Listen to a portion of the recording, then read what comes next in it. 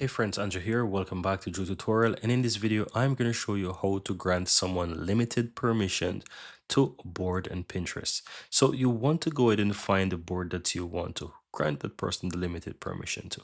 So on the right hand side, click in your profile.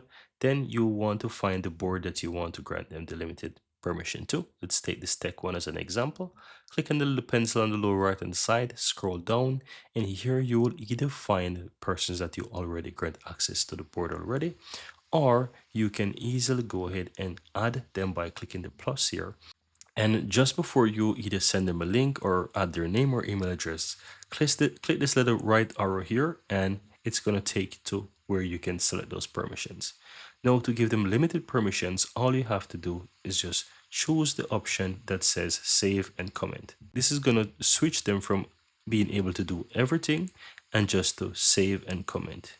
And you don't have to check this box if you don't want to give them any extra rights to do these things like invite people and so forth.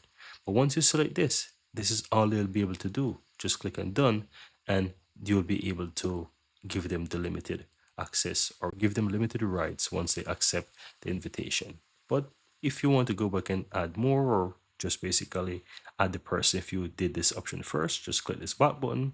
No, they'll be able to only have that limited access, and just go ahead and just add their email address. So I recommend add their email address. Go ahead and choose this option here to choose whatever access you want them to have. Save and comment, click and done, and that's it.